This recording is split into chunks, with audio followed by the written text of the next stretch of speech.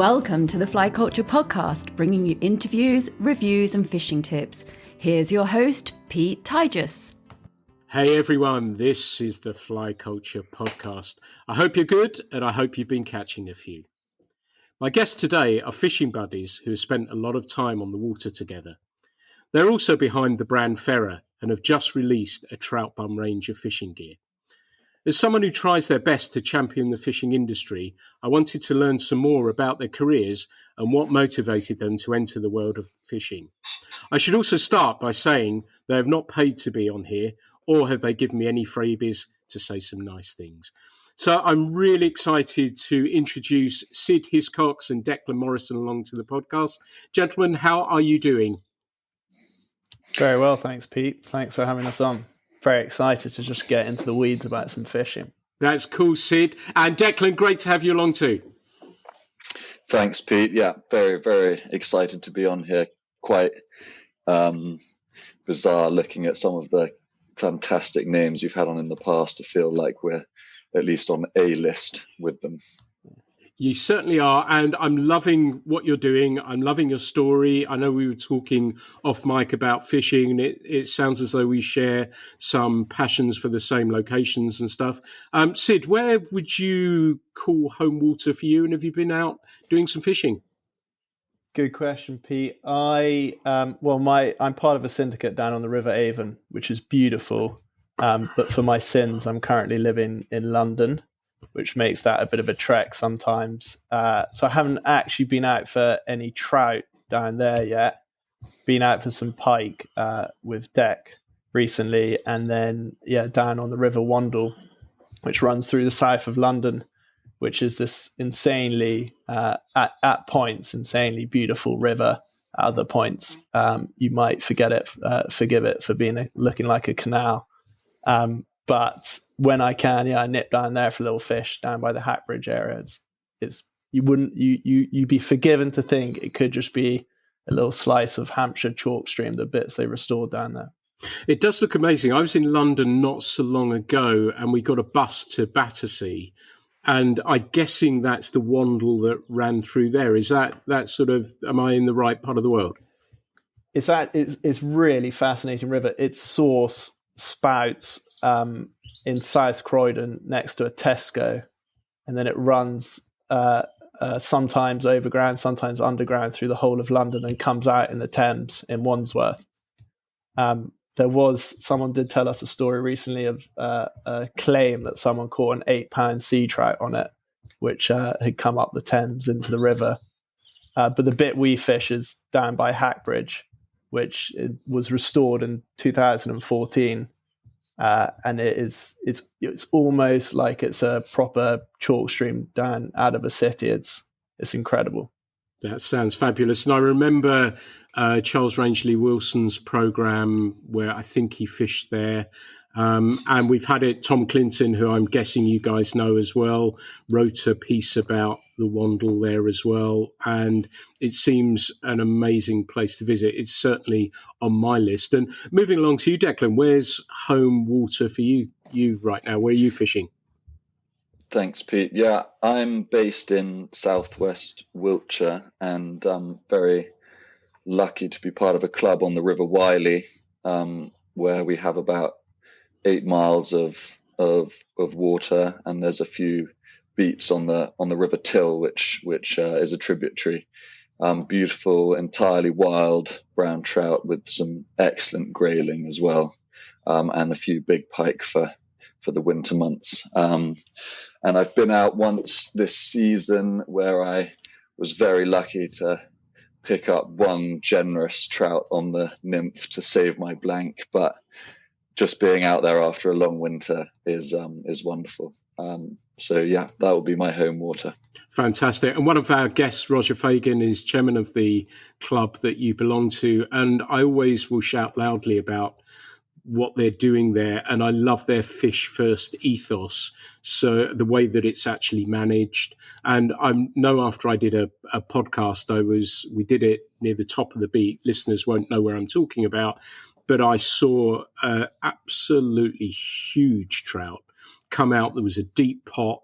and it obviously lives in this deep pot, and it was quite a sizable one, and it obviously come out into the shallow water, and I was watching it. I threw so many things at this thing, and I just couldn't get it to eat. I don't know if it was comatose, if it was just not interested. I tried surface, subsurface, everything, and in the end I just tipped my cap and said, yeah, you beat me, fella, and off he sidled back into that deeper water. And there are some sizable trout in there, some grayling fishing. Funnily enough, I was talking to somebody about years back when I used to fish there, wintertime, I would just fish a dry fly throughout the winter. You could. The grayling fishing was fantastic. And I remember I had a friend along once, and I remember us chatting for some time why the grayling preferred a size 18 to a 16, and it worked fabulously well. And do you do that, or do you tend to embrace the more modern methods for winter fishing? Well, I probably don't do as much winter fishing as I should. And when I have been down there, I've been quite keen to try and pull out one of those double figure pike with a big kind of streamer. But when I have been targeting grayling, I've probably almost entirely done it with a nymph. But I've got a lot to learn when it comes to grayling fishing. I'd never targeted them before I became a member of this club, and that was about 4 years ago. And I think that's been something really enjoyable about being part of the fishing club. There is, I've had some very humbling days, and having kind of grown up, my first fishing experiences were on locks up on the Hebrides when we went on summer holidays. And there's some pretty hungry trout in those locks, and as long as the weather's okay, you can pull out a fair few lovely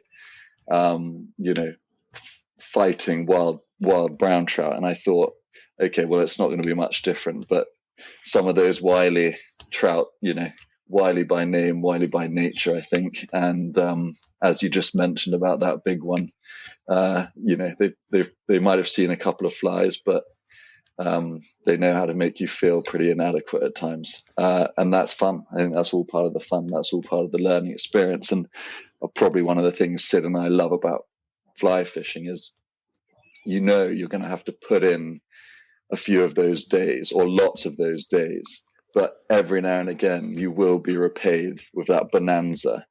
And as long as you give yourself enough opportunities, it will happen. Nice. And you just have to remember that. And I think, I don't know, friends of ours who might have fished because their parents might have fished or whatever, and they might not enjoy it now, it's because they never got that one day where it all went to plan. And you only need it once, and then you believe, and then know what can happen. And you might go 5, 10, 15 days fishing without a bonanza. And I remember that day, Sid, where we went out in the summer for some lure and fly fishing for pike, probably 10, 11, 12 years ago now, probably one of our first majorly successful fishing days together. And we couldn't stop catching. We've never had that day on pike ever since, but it's always possible. We know that's possible now. It's dangerous though, because it sets an expectation. You have rose tinted glasses where you're like, I want every day to be like that. It's interesting. I just got my fiance caught her first brown trout last summer on the River Avon, and it's just like, well, she caught it because I was given instructions for about half an hour, and then the one time I looked away and gave no instructions, she beautifully set the hook and did everything herself. But it's that day when you catch loads of stuff, you need that at the beginning to hook someone. Otherwise, they just they need that encouragement that it's possible. And so do you guys think that the fishing gene, let's call it, is always there, in the sense of it may be dormant, and it's something, days like the ones that you described, that bring it out? Or do you think you can, because the path that you guys have taken, and certainly myself as well, and I'm not from a fishing family, and yet my passion for it runs so deeply. And I know in one of I think it was either the current magazine or the one before, I started by saying I'm a fly angler. If I had to explain it, you wouldn't understand it. And So do you think it is always there, or those days will bring that out? What do you think, Declan? Well, I have to say, Pete, I think this is one for Sid to answer, because I think he's had this journey more recently than I have. So I might leave this one to him if you don't mind. Yeah, absolutely, Sid. Yeah, it's interesting because I was thinking before going on this about how fishing came to me, and my mum and my older brother have always been obsessed with fly fishing. And I was the sort of younger brother who tagged along and normally wandered off into the bushes to try and chase, I don't know what, like a rabbit or something, or just sort of wander off. And I don't know if it's maturity, that might be a stretch, me trying to claim that, or what, but I was always sort of there, and I liked being outdoors, but the fishing never really got a hold of me. And now, especially in these last 5 years, I can't imagine not being obsessed with fishing. And for me, obviously catching the fish, or even just the act of hunting a fish, is a beautiful thing. But what's really grappled me is being out in nature. And Dec and I talk about this the whole time. If you're wading up a chalk stream on a summer's evening, and there's just that magical moment when nature's relaxed around you, you're in a rich vein of biodiversity. And for me, those are the Shangri-La moments, when if there's a tug on the end of your line, that's a bonus. But I didn't have that straight away. Maybe it was in my genes and I was suppressing it. But I think it just slowly, you understand the beautiful art of it. And then, not to go on a rant, but in this day and age of instant gratification, and we're all sedentary townspeople. You two luckily aren't, but I currently am. I think you understand the importance and the beauty of it so much more. And then you have a day when you catch loads of fish and you never look back. That's beautifully put. And it's fascinating, the angle for me that you're coming from, because often on here people talk about the stages, want to catch a fish, loads of fish. You're just the whole bigger picture. And I really like that about where we are and what we're doing and why we're doing it. I think, personally speaking, I love it because it's hard. It's ridiculous. It's stupid. And that's why I love it so much, I think.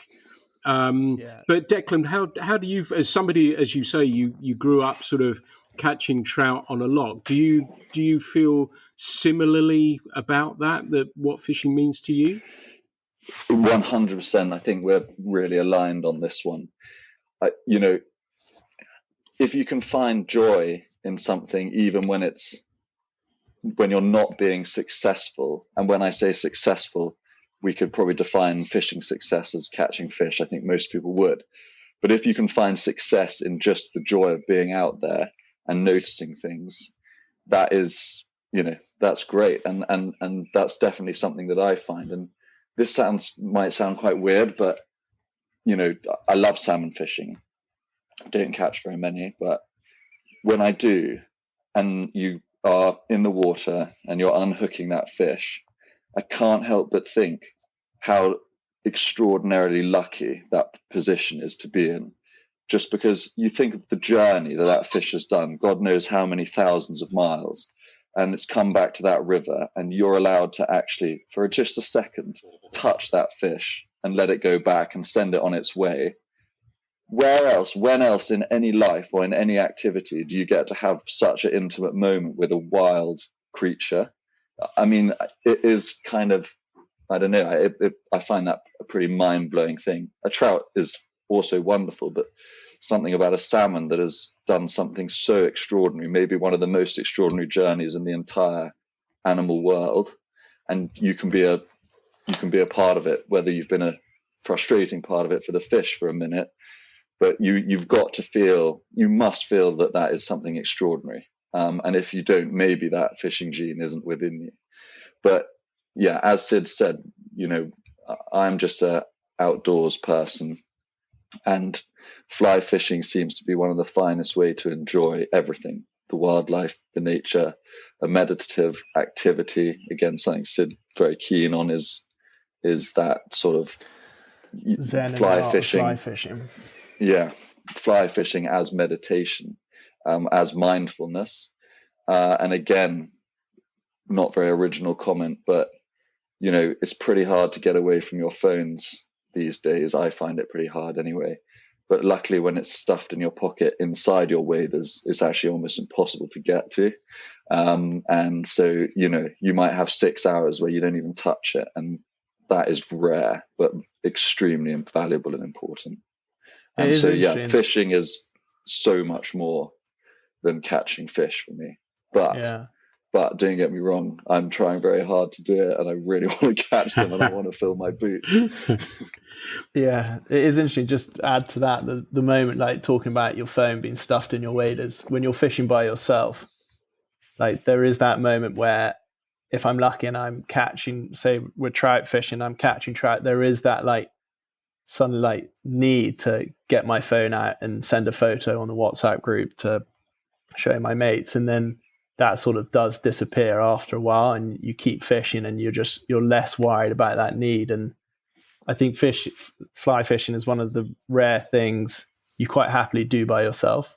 I mean, it's wonderful to do it with your mates, and there's nothing better than that shared adventure, but it's also one of the rare things I do in my life where I'm really happy just to go to the river on an evening by myself and just soak it all up. Yeah, nice. I like that. And I love where you're coming from, Declan. With salmon, I feel exactly the same, and talked about that a number of times. And it is a special moment. And I've been fishing hard for salmon. I've had one on, and that's it.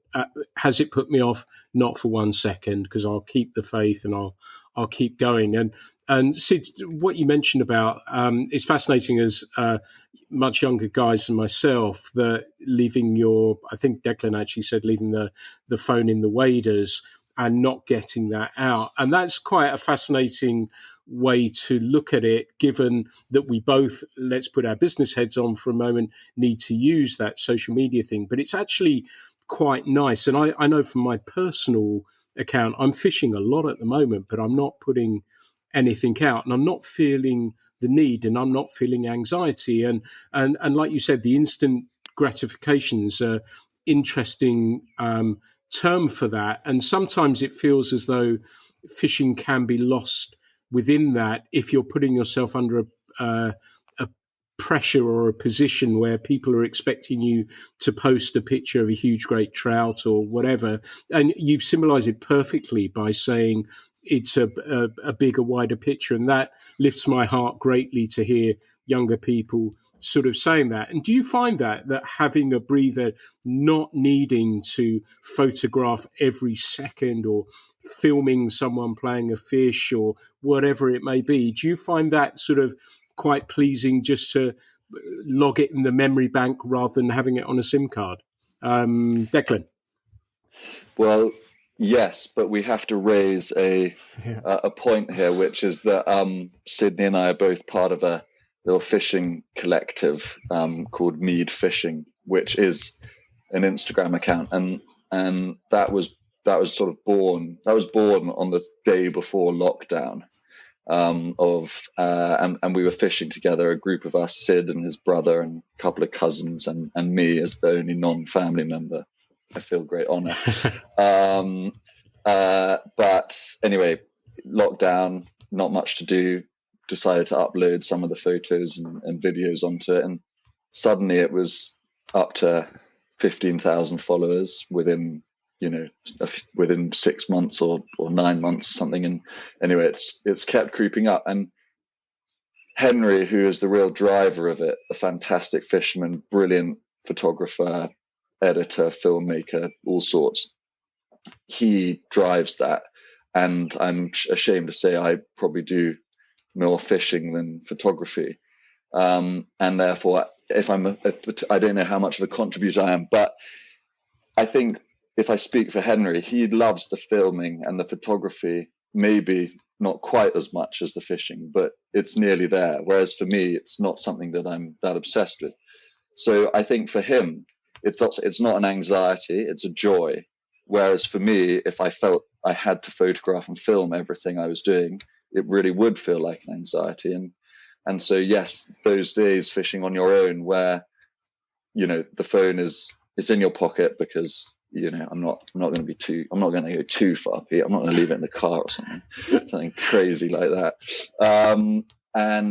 And yeah, so it is a chance to really get away from that, and that is appreciated. And when you get back in the car at the end, drive home, and you realize that you've been away from it for however many hours without even thinking about it, that feels satisfying. Yeah. How about you, Sid? Yeah, I'm just smirking because we are a paradox being part of mead fishing, but I couldn't agree more with Dec. And when you were able to send the voice note on WhatsApp to the boys at the end and waffle on about the great evening or day fishing you've had, then it's all the better if you've kept it in the pocket the whole time. Yeah, nice. Yeah, there is those moments, aren't there? And I don't know, I sometimes worry people are thinking, right, how many likes will I get when they're playing a fish, rather than this is extraordinary. And the reason I was thinking about that, I was fishing with my friend Perry the other day, and we said, God, let's just fish a dry flow. We fished this tiny little stream, and it was an amazing. And at the end of it, we suddenly realised it's a really photogenic stream, and I love taking photos of it. But I didn't even get my phone out once to do it, and that was I felt it was a really lovely feeling to think I didn't need to take a photo, I didn't need to say anything, I didn't need to share it. Yet there is the other side of it, as you're saying, and it does help in other directions. And with the magazine, I'm relatively active with that because I want to tell people that our magazine's just like you are, that we fish and we're out fishing, and that's how strongly it affects us. And I suppose really it just manifests itself in different ways, doesn't it? What do you think, Declan? Yeah. No, absolutely. And I think one of our fellow fishers in that group, George, he is keen on film photography. And I think that's a really nice compromise because you have 30 shots you can take, or whatever, however many films you have. And so it makes you really think, do I really need to take or want to take a photo of this? Is this something I want to capture? So that example of you there, Pete, on the river, he might have said, actually, this is so photogenic, I'll take one shot and put the camera away. The trouble with digital and phones is, as we all know, when we run out of space on our phones, you go through and you go, what even is half this stuff? What have I been? Yeah. I've just been taking a photo of it because I felt like I needed a record. And then the other nice thing about the film stuff is you then, like fishing, you don't get that instant gratification. You then have to wait and be patient, go and get it developed, and you then get that return joy of living through that adventure or experience again. And sometimes, like fishing, it's a disaster and there's something wrong with the film, or you've overexposed it or whatever, and actually it's not a success. And so maybe that's something we should all think about more. If we want to capture fishing and we want to capture rivers and wildlife while we're out, bring a film camera, and then it makes you really think about, do I want to take that or not? What a great thought. That's a really interesting idea. And funnily enough, somebody sent me an article and they've shot it on film as well, and we've had some other pictures in there as well of grayling that John Grindle took with an old Russian lens or something that he'd bought and put on a camera and used that. But Sid, how did you two guys meet? We met walking around the playground, aged 4, talking, God knows what we were talking about. I think we probably just worked out a rude word and were saying it to each other, not knowing what the meaning was. And that we met aged 4, and then it's just been thick as thieves ever since. Now we're both 30, or actually Dec's not quite 30 yet. Thank you. And we've always been scheming ideas and always been out, just, whether it's not fishing, it's just running about outside doing all kinds of things. And it really was only a matter of time before we came up with some business idea, and here we are, still working together, still probably talking too much about fishing rather than about financial audits. Yeah, that's living the dream. That really is that sort of stuff as well. And these are the things, and that comes back very briefly. I'll touch on the social media thing that people think, well, that's great, you're putting this thing out, but it's all the we'll move on to Fera shortly, but all the crap in the background that you have to deal with. It's accounts, it's all sorts of the less glamorous side of it. It must be thrilling when you're releasing your range onto the world for them to see it, but it's all the crap that you have to deal with alongside that, isn't it? The non-glamorous stuff that can sometimes be forgotten about. But I wanted to ask as well about so you've known each other from such a long time. The fishing genes were ignited at different times. And I was going to sort of ask the question about, when you became fishing buddies, I guess you didn't have to suss each other out, because it is and you may have fishing friendships away from the two of you, that it does take a little bit of time to suss people out and figure out whether you want to fish with them. But I guess you two dovetailed really nicely from the very beginning then. I don't know. There's still adjustment periods, Pete, I think, as with every fisherman. I would probably say I'm less patient about matching the hatch and sometimes just charging in with whatever I've got. Whereas, not to speak too highly of my fishing buddy here, but he's probably more patient and observant than me at times. You're very humble, Sid, and modest, because I was going to put it differently. I was going to suggest that perhaps, as in our business, probably, I'm the more kind of conservative, kind of, I don't want to say risk averse, because I think we're both pretty, I have a risk appetite, hence we've started a business together with not much experience, so there's something wrong somewhere in there. But I'd say Sid is the more creative one, and he's more likely to come up with an idea that I certainly wouldn't, and maybe no one had ever thought of, and it might only work 1 in 10 times, but that 1 in 10 times might be the day that nothing is working. And so I think it's a good combo. I'm probably more measured and less exciting with methods and ideas. And so together we probably work pretty well as a team. Well, I know we do. Well, that's a good enough reason to go into business together then, I would think. Hopefully. Yeah. Hopefully. So sorry, carry on, Declan. No, you go, please. Well, what I was going to ask was, does that mean then, do you fish together? Are you side-by-side anglers, or take it in turns, semi-guiding, spotting a rising fish? Or are you like, I'll see you in half an hour, I'm going down here? How do you tend to fish together? I think mostly fishing together. We've obviously done it where we fished apart, but I think for us, almost one of the thrills of fishing together, which is slightly different to when you're fishing alone, is that analysis. And again, this comes over into our business relationship. It's like we really enjoy trying to hone down why something might work, why something might not work. We both love theories. We talk. We have a lot of armchair theorizing, a lot of bankside theories as well. And so I think we're together, semi-guiding, coming up with plans, ideas, and the joy is when you spot a fish and you have that time to really try and come up with something. And guess what? It normally doesn't work, but when it does, you feel like the kings of the world. Nice. Yeah. David Attenborough, eat your heart out. We know nature. I think it's also that cliche of, well, not cliche, of the joy of, like, when you're young, you want to catch, well, hopefully we're still considered young actually, so I might sound a bit pompous saying that, but you want to catch loads of fish. That everyone goes through that period where it's a numbers game and you want to show off and run up to your friend and say, well, I caught this many. And then there suddenly comes a point when you get as much joy standing next to your friend in a river, watching them catch the fish.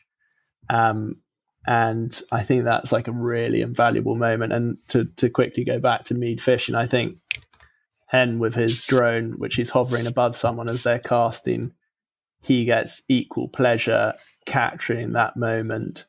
Then than catching the fish himself. Yeah. I remember netting Sid's first Scottish salmon. Is that possible, Sid? Yes. Yeah. On Isla.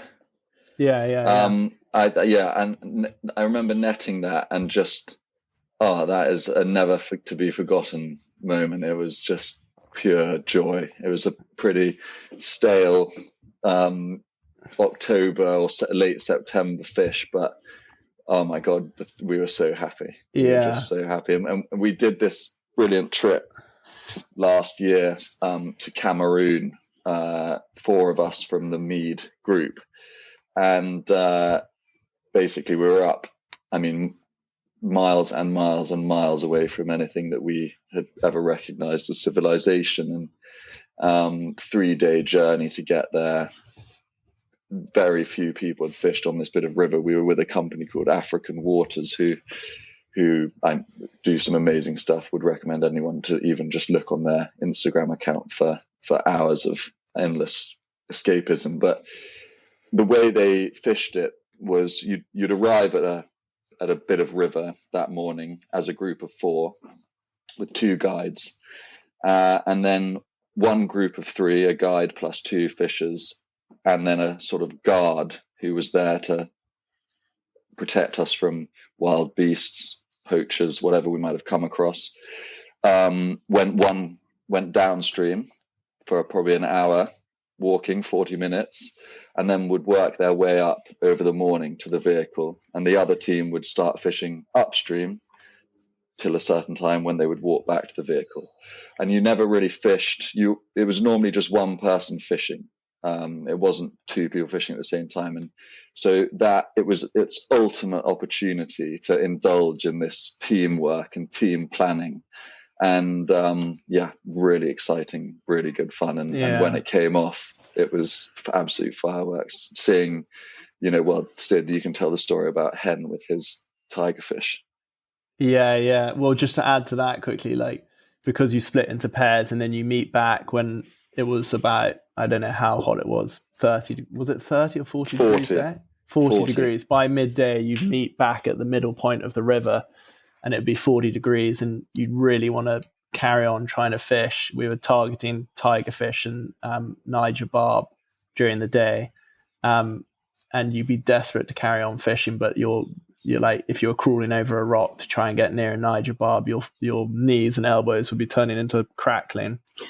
But there was that joy when the pairs met in the middle just before you drove back to camp, and you could share the stories because, as we were saying earlier, there was no phone signal there. So there was that added joy of communing about the tales you just experienced. But yeah, I witnessed Hen, who's actually my brother. He his ambition when we went out there was to catch a double figure tigerfish. And they had 3 types of tigerfish there, and he'd caught a couple, nothing. Maybe he hadn't actually caught one. And anyway, on the last day we were fishing, and I caught a nice Fiscali, a small tigerfish. And then I saw him suddenly hook up, and he caught a brevis tigerfish, which is nicknamed the Brexit because it's fondness of leaving the water once you hooked it up. But we Mead fishing was born because we love pike and fly fishing for pike, and tigerfish was like that, just cranked up to 11. It was like nothing else, and you strip strike and set it, and Hen we pretty quickly saw that there was this very big tigerfish on the end of his line, and in one moment a catfish tried to eat it, and it was all hell broke loose. You don't know what you're doing, because rather than what we've been brought up on, a nice trout strike, you've got your rod tucked under your elbow, you're stripping the line, it sets, you're playing it by hand. It's all hell breaks loose. You have no control. And he landed this 10-pound tigerfish, and I've never seen my brother pull off such good dance moves as when he finally had that in hand, and it was a magical moment. Nice. That sounds fantastic. I assume it was something out of Michael Jackson's catalogue, as he was avoiding the line as it shot off the front of the boat, I'm guessing. I've done a few of those as well. My humble advice, when it's not 40 degrees, take your shoes and socks off, and you'll feel pretty quickly when that line's getting close as well. So you can dance and jam on with the best of them as well. So that would be my very humble advice on that one. And there was something I wanted to bring in, because you talked about that, and I'll start myself off with this. So I'll put myself out there about train wreck fishing days. And there's two that I can think of off the top of my head. One of them was I was fishing with my friend Perry. I wanted to show him this new river. I was driving. I was excited. I was building it up. And we were heading over to the river, and a car came in the other direction, got a little bit too close to me. So I had to come in a little bit, didn't hit the bank of a Devon narrow road, but touched the flint that was poking out and punctured both my tyres. So we had to go back. So we never saw that. And the other one was when I was guiding, that I was guiding a couple that I'd taken them for a week on the chalk streams, then a week down in Devon. It was the lunchtime of the last day, and we were sitting at Two Bridges Hotel. We'd caught some fish, and I said to them, "Is there anything I should change? Are you happy with how?" They said, "No, keep doing what you're doing." We left Two Bridges Hotel. I'd put the rod racks on. We'd checked them. We drove up the road. We were heading to fish Cherry Brook, and the rod racks fell off, and the expensive rods went with them. I was heard to be shouting as I went down the stream, "Please don't be broken, please don't be broken." Oh, no. And that took the edge off things a little bit for me. But have you guys got something that you've had an absolute fishing train wreck? Because like we were saying, in a world of Instagram and everything else, you'd assume every day is absolutely perfect. But have you had one that has been far from perfect? Well, just thinking about your story there, my parents live about 15 minutes away from the Avon. And so when I'm staying with them, I can get down there quite a lot. But multiple times I've packed Coco, my fiance's, waders instead of mine, and have looked very, very dashing on the river. Forgotten my waders, so wet waded in my boxers, which was extremely cold. And chalk streams are really cold as well, aren't they? Yeah. I discovered, Pete. It took me about 2 days to warm up. Yeah, I've done that too. How deep was it? Yeah, it got a little. It got the size of raisins. Yeah. Or forgotten my reel and thought I'd try some tenkara fishing, which obviously just doesn't work if you tie your line to an eyelet. But when you said train wreck, my deck had just been speaking about Cameroon, which we really could spend a whole podcast talking about, because it was just the most amazing adventure ever. But in the evenings, you go fish for Nile perch, because African waters worked out. That's when they came out to feed. And they're, I think they're the largest freshwater species. They found one actually in a dried up pool, which clocked out 100 kg scales, and that's really what we went out to get. And Declan can talk about his amazing run of Nile perch. Meanwhile, I was flogging single-handed 12 weight every evening, desperately trying to catch up. And the one time I hooked up, I was like, God, this is it. I'm in the money. And my line was just, you have your brake fully on the 12 weight and your line's just ripping. And I was like, this is a big one. I'm about to join the big boy leagues. Anyway, after about 15 minutes of fighting, we worked out it was a hippo, which was like a whole nother story, because you're like in the water's edge, or right on the water's edge in the evening in the pitch black, and these hippo are moving around and they're coming up to you, and you're just like, you just beg. They don't want to shake your hand, because we were four English guys who were not that well attuned to the African bush. But we stayed strong. And anyway, after 15 minutes of playing this, what I thought was the world's biggest Nile perch, we heard this hippo spurt water as it rose out of the water. And that was, for me, a train wreck, which I try to not show. How about you, Declan? Well, I can think of funnily enough, also on the same continent. When Sid and I had left school, we went on a journey of self-discovery, and we travelled with another friend of ours, Henry. We worked on a farm in South Africa for a month or 6 weeks, and then we basically hitchhiked from Johannesburg or Durban up to Nairobi in Kenya, and along the way we had lots of great adventures, but there's one I can remember particularly well. We were staying on an island in the Zambezi River. It cost about $10 a night. We stayed in this little kind of shelter, very cold at night, with this absolutely wonderful but extraordinary, eccentric Scottish man who had bought this island 40 years before or 30 years before and had just made his life out there, with the odd traveller coming through. And he was mad keen on fishing, and he discovered that we were too. And he said one evening, well, I've just bought some chicken livers from the local market, and I'm going to send you out for something that I think you guys are really going to enjoy. And he got us into one of those dugout canoes, which we were not accustomed to. Our sea legs were not there, and it was very wobbly and very unstable. Anyway, he decided we needed to lash two together because we simply didn't have the agility to deal with a single one. And he just said, here's a rod, here's some hooks, and here's some chicken livers.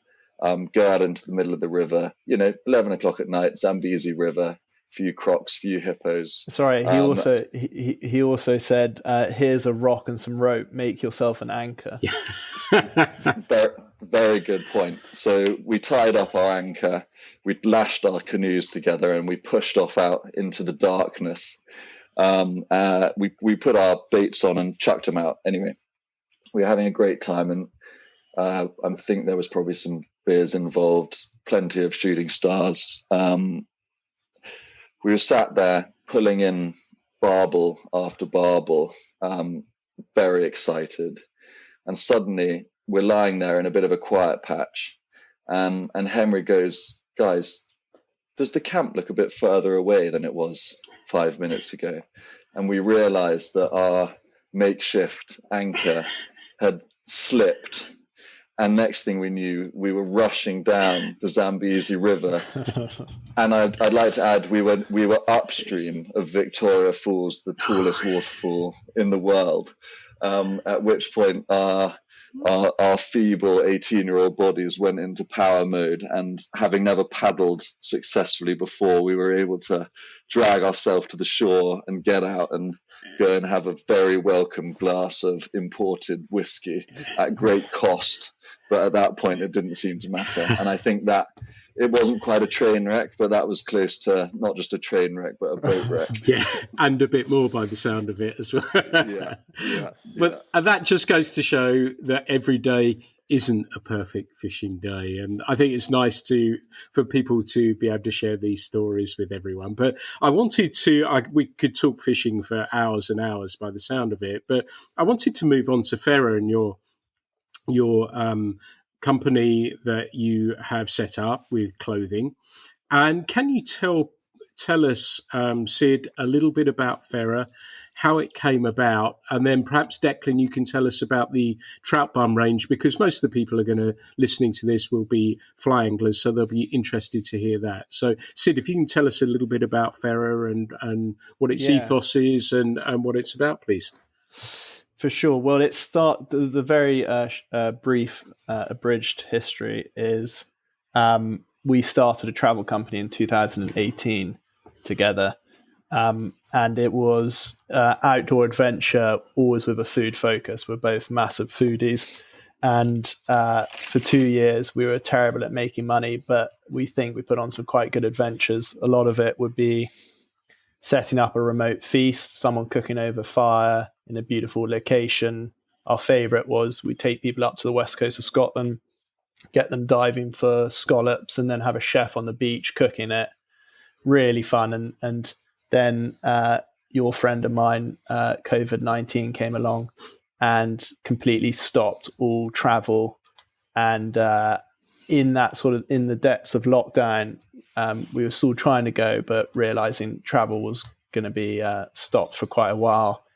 And so we put our heads together, and we realized during all those adventures and during our personal lives and all our friends, what we lacked was a outdoor clothing brand which spoke to us.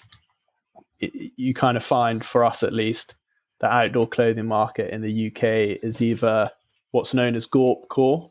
I don't know if you know about that, Pete, but it's like Arc'teryx and a lot of like very technical clothing, which dominates like the hills and hiking audience, and definitely has its place. We're not bashing it. I definitely rock a lot of it, but you don't always need a lava repellent, fabric jacket, like. And then the flip side is country clothing, which is a lot of, again, brands I definitely wear, but perhaps doesn't speak to a younger audience, or even like a urban audience which loves the outdoors but doesn't necessarily want to wear Gorp Core.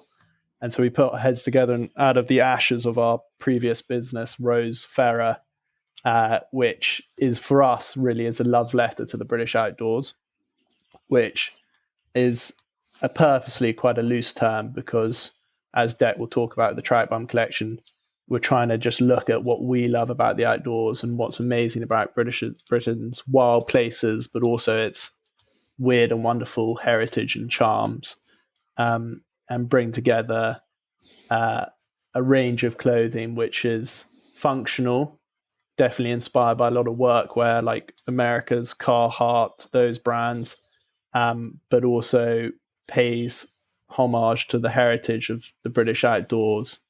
And I hope that sort of rambling waffle made a bit of sense.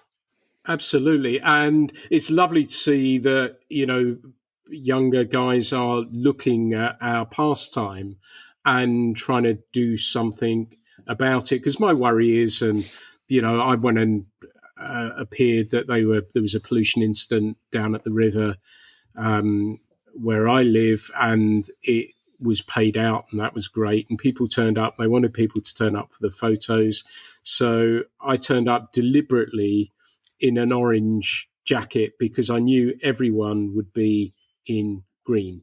And, that's one of the issues I have with our pastime, that sometimes, and I often talk about J.R. Hartley and to me at least, the negative impact it had on the wider public about fly fishing, that everyone was a genteel person in a tattersall shirt.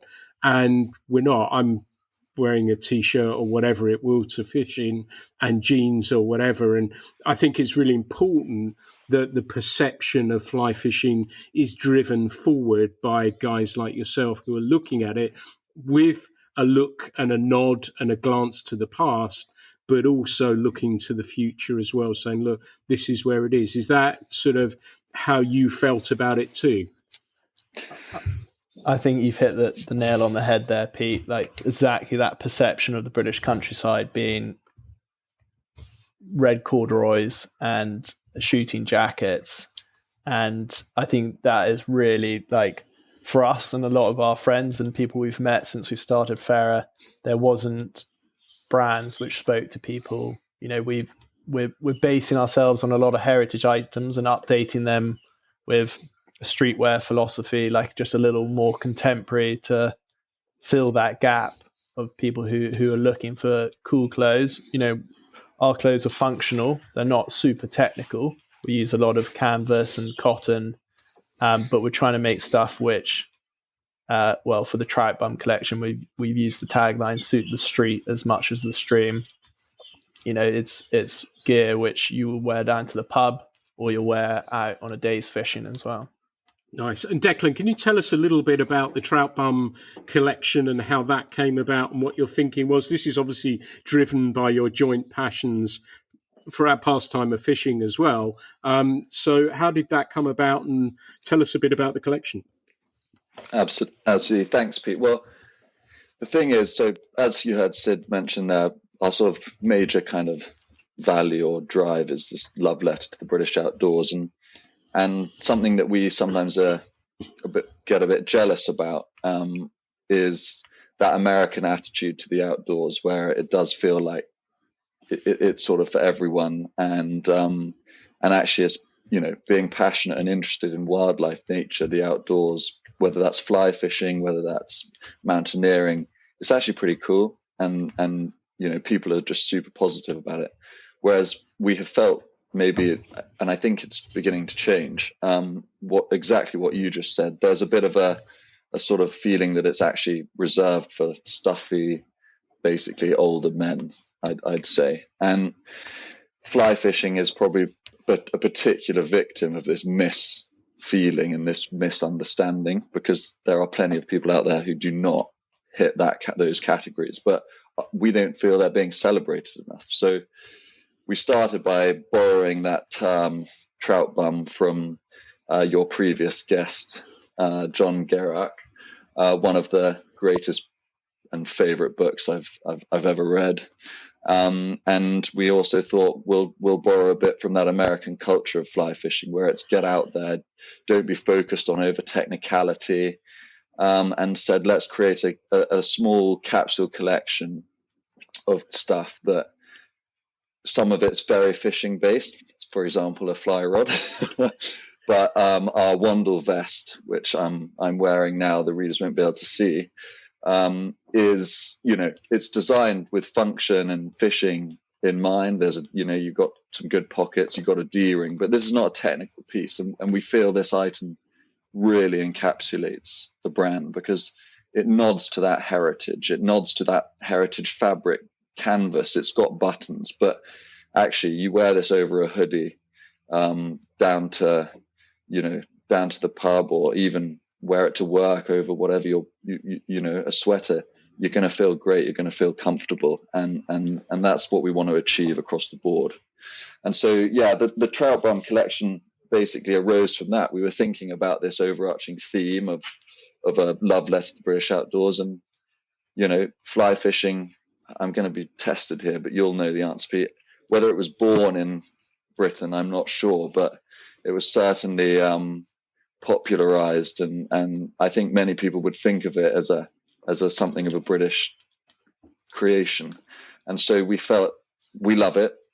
It fits that thing. We've got to do something here. And so we spent the last 9 months, year, coming up with many different things, and one being this vest that I mentioned. But we've also been able to celebrate some great craftspeople, including Alexander Nelson, who some readers listeners may be aware of, an incredible rod builder based up in Scotland. And together we've created these two one-of-a-kind, they are actually one of a kind because the wood is different, but they're of a series, and everything from the reel seats to the A-gates to the rod blanks we selected together with Sandy, and we're very, very proud of them indeed. And likewise with the nets, we've just got a couple of those too, and they've been made by Eden Made, and again, fantastic carpentry. They're beautiful things, and we want people to use them, but they're just as beautiful to look at as they are to use. But yeah, to double down on that, they're definitely for using. And then finishing it off, we've got a T-shirt which does what it says on the tin, the Trout Bum, with some fun fishing fly logos that we created, and then a fly box made by Richard Wheatley with our sort of collection logo on. And again, as a lifelong fly fisher, to be able to do something with that most classical of fishing products and fishing brands was really fun and exciting. And we finished it off by actually having some nymphs made by Ken Naylor, in Fera orange, and we're not going to promise they're going to guarantee you fish, but they will make your fly box look a bit more interesting, that's for sure. I like that, injecting colour into fly fishing on every single level, which is great. And it sounds as though you've selected those pieces very carefully. Sandy, of course, is a friend of the podcast. I think he's been on once or twice. And actually, I've got a piece of his that's going to be in the next magazine. And Eden Maid as well. I have one of Roger's nets, and he's been on too. So that is great. Really well thought out, really well sourced under the Fera Trout Bum range. And was that, you mentioned John Girac and coming up with that name, was that sort of Trout Bum an easy one that you just said, this is what we're going to call it? Or did it go through many iterations before you settled on that? I'm sure Sid will come in on this, but it really did. And I'm going to speak first because this goes back to our classic difference, and hopefully why we work well together. But we came up with it and we liked it. And then the more I thought about it, the more I became a bit nervous that, will that mean anything to non-fly fishing people? And maybe there's lots of fly fishers in the UK who might not have even heard that term. Everyone's heard the term surf bum and everyone knows what that means. And my concern was, that what if people just don't get it? And Sid quite rightly said, no, but that's the point. We're celebrating something special and unusual here. And if people haven't heard it before, they're going to find out about it. And there is not, we couldn't have chosen a more accurate term for the kind of people and the kind of person we're trying to celebrate with this collection. And yeah, in another life, I think both of us might have tried to go down that very path ourselves. So we can live vicariously through our collection and through the people we enjoy, such as John and many others who are not in the public eye. And so it ended up being easy, but we did discuss it at quite some length. Over to you, Sid, then. Yeah, I'm going to be diplomatic, Pete. Don't worry. It was a lot of meetings, but it was the fear. Using the word bum was the main drive of the conversation.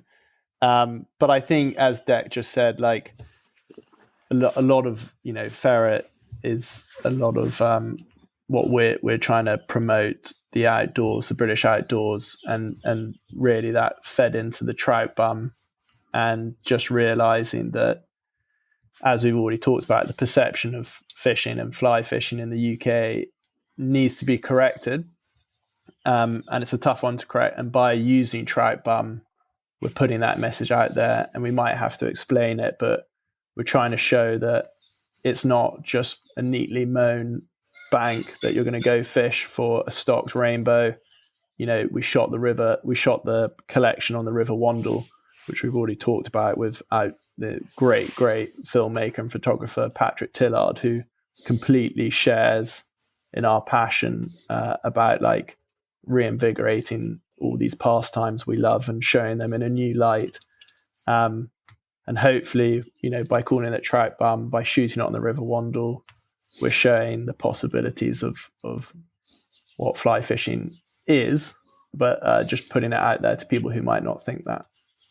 Nice. That's nicely put. And I think, if people, what I'm guessing maybe your target audience will know what that term is anyway. So I think you're safe there. And I think it's good to be able to push things a little bit more. And as long as you're comfortable and confident with it, then you've got to back it, because if you don't believe in it, you're not going to invest in it in quite the same way. I think emotionally, I mean by that as well, that you've just got to, it's the same with fly culture. The moment I said, that sums us up, and not everyone will get it, but that's fine.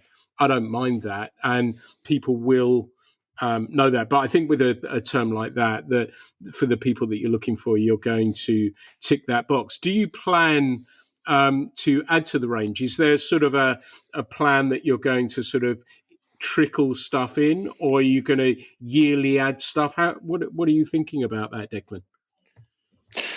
Well, the thing is, Pete, and I hope this doesn't come as a disappointment, alongside fly fishing, there's many exciting things that make up the British outdoors. And so the honest answer is we'll probably not see more fly fishing stuff, for a collection or two, but there is not any chance that Sid and I will not be tempted and lured back into doing something celebrating fly fishing again. And hopefully as we grow and as the business grows and as our audience grows down the line in a couple of years, we'll be able to bring that story and that celebration to even more people.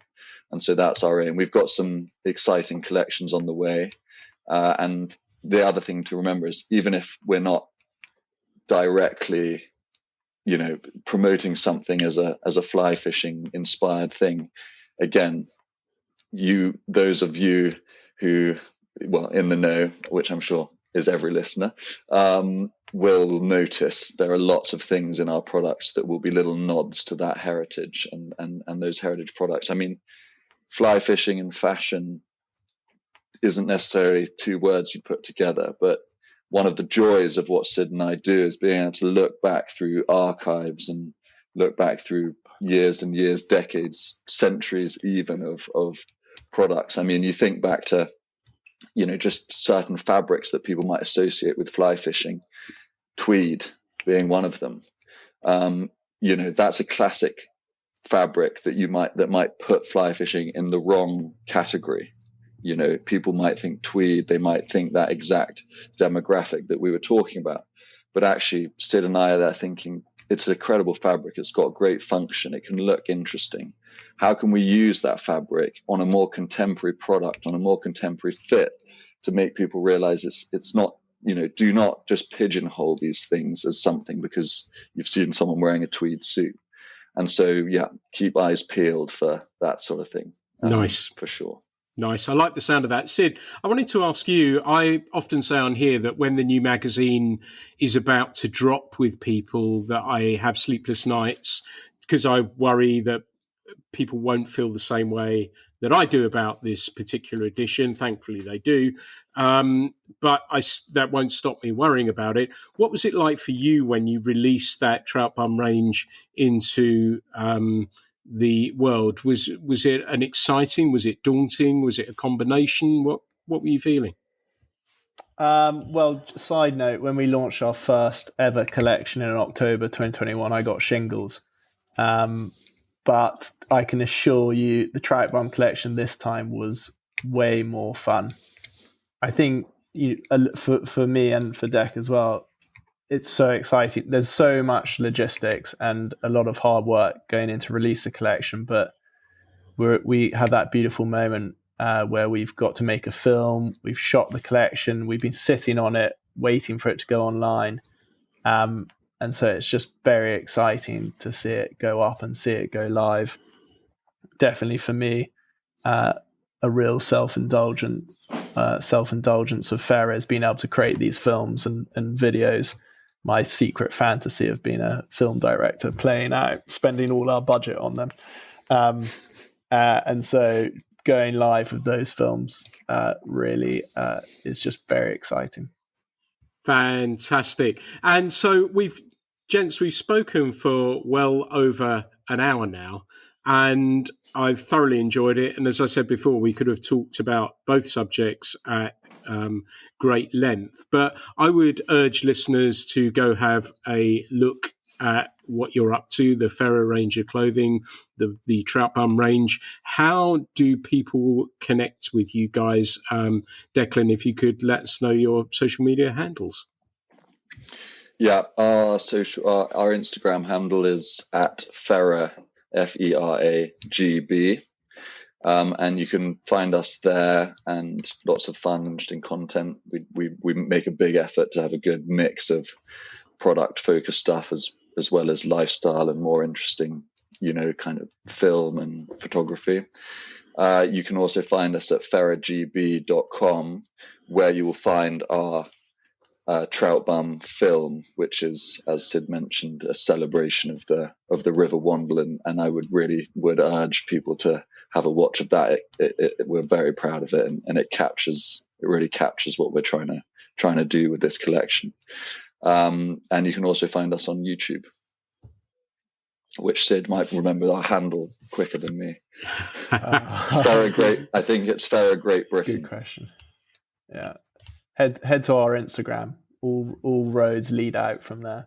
Fantastic. Well, I hope everyone has a look at this once they've listened to this podcast. As you can hear, and I said at the beginning, and there is no connection whatsoever, but these are younger people in our industry.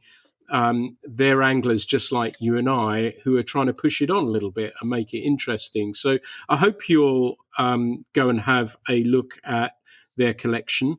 I hope you find it interesting. Sid and Declan, it's been brilliant to chat with you both on the Fly Culture podcast. Thank you for taking the time to talk with me today. Thanks, Pete. It's been great. We're both first-time callers, but long-time listeners, so it's really nice to be on. Yeah, thank you very much, Pete. Absolute honour to be here, and thanks for talking to us. Thanks, guys. This has been another episode of the Fly Culture podcast. Thank you so much for listening. As with everything else, there is no charge for listening to the Fly Culture podcast. It's free to download. There'll be some more episodes very, very soon, but I hope you've enjoyed this one as much as me. Thanks so much for listening. The Fly Culture podcast is brought to you in association with Fly Culture, a quarterly print magazine. For more information, please visit flyculturemag.com. You can also find Fly Culture on Instagram, Facebook, and Twitter.